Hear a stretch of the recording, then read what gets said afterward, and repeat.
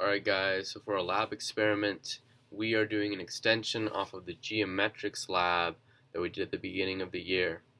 So in particular, we will be looking at light refraction and focal length in the first part of the lab.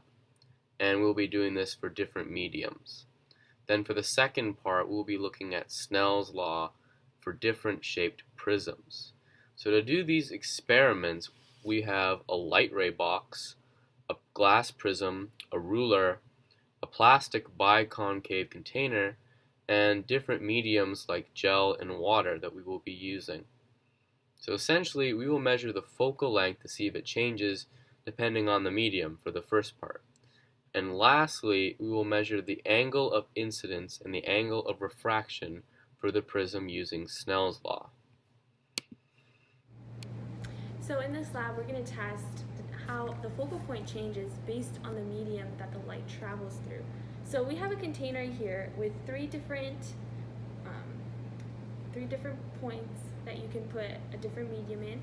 Today we're going to put distilled water, and we're going to place that in the first and the third spaces, and we're going to leave the middle space without any medium. We're going to put a 5-slit, I don't know if you can see this, but we're going to use the 5-slit light, and we need a white piece of paper, and we're going to show you right afterwards what it looks like. It looks like when the first and the third spaces are filled with water, and we're using the 5-slit light again, and as you can see, it is passing through, and the lights are actually diverging here. And why are they diverging? Well, one side of this piece of glass is actually convex, therefore that is what is diverging the light. And you can see the other three sides, they're straight, but this side is convex, and that is why we have these diverging lights. Okay, so next up we're going to find the focal length of the rays, and to do that we can mark the points where the rays diverge, like so, and then I'll mark more points further down, and then yes, and then I'm gonna try to place them on the tracing of the convex, and then I connect the 2 points.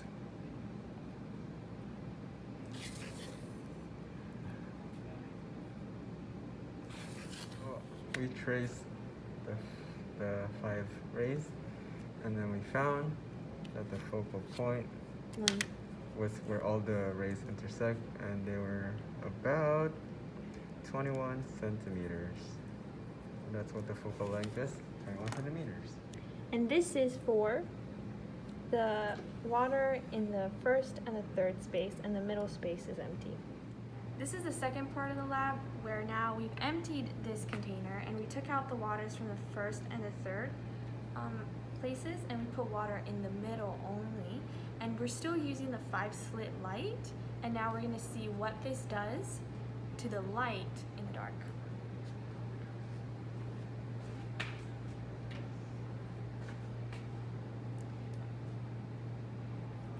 As you can see, it is not diverging but converging now because of the middle lens. So when we place this container in front of the 5-slit rays of light, we can see that it is converging instead of diverging from before, and that is because of the convex side of the middle portion of this container. Okay, so we are also going to find the focal length of the convex side as well, and this one is a little bit more easier because you can clearly see where they intersect, and all you have to do is just trace where the lens starts and then mark the point where they intersect. And then I've already done that, and I trace all the rays together, and I found the intersection point, and then I measured the distance of the intersection point to the lens, and then it was found to be 6.5 centimeters. So for the third part, we wanted to try something different and to see what effects a different medium has on the focal length. And the one ingredient that we had that was everywhere these days is hand sanitizer. And hand sanitizer has a more gelatinous type of medium instead of the liquidy medium of water. So we placed it again in the middle portion so we could compare it with the focal length that we took right before of the water in the middle part of this. So we're going to place it again in front of the five slit light, and then we're going to turn off the light. And Kevin is going to measure the focal length of this, and we can compare it and see if it decreases, increases, or stays the same between the water and a more gelatinous medium. Okay, so just like before, we continue to find the focal length, and we did the exact same thing. We traced where the lens is. We marked the points where the rays starts converging, and then we also marked the point where they intersect. And then we traced it out. I connected the dots, and we found that the focal length is 5.9 centimeters, which is shorter when we use water, which was 6.5. So we were able to conclude that there is some correlation between the viscosity of the liquid used, and when we use a more gelatinous medium, the focal length decreased.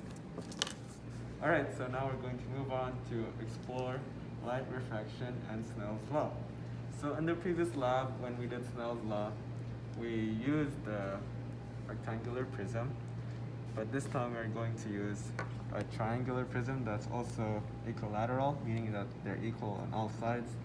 And the path of the ray is going to be a bit different, and I'm going to start off by tracing the prism on the sides and marking the path of the light so I can trace it out later. And yeah. Okay, so as you can see, I have traced the path of the ray, and as you can see, the ray refracts at two different positions, and then it is in these two positions that we are going to try to find the angle of refraction and the angle of incidence using Snell's law.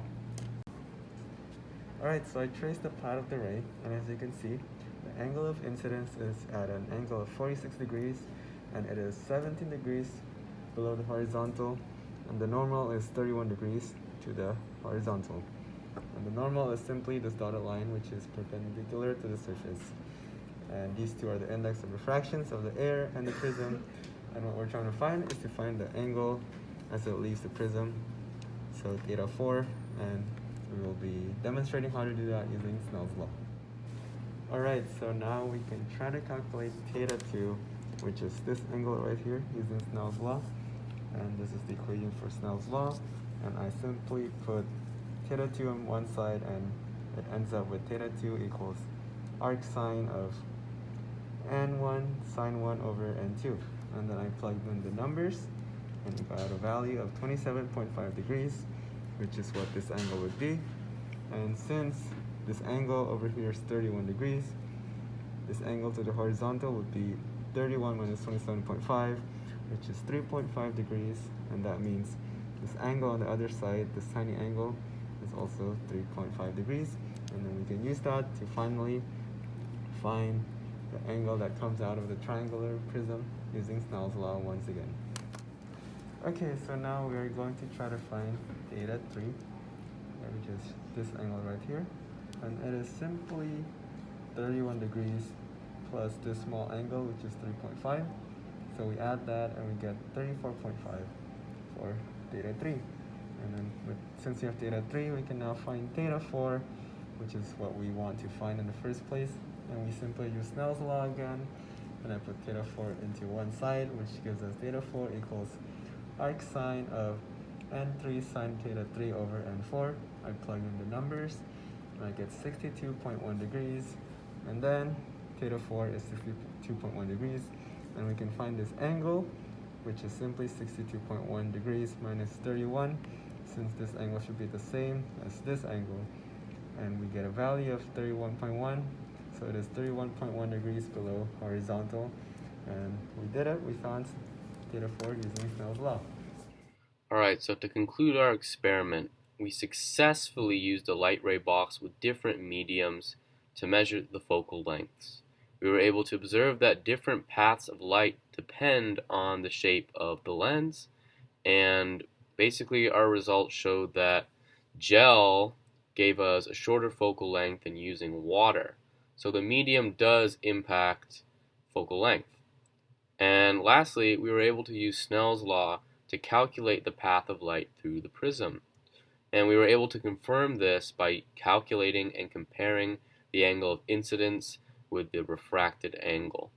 So that is the end of our experiment. Thank you.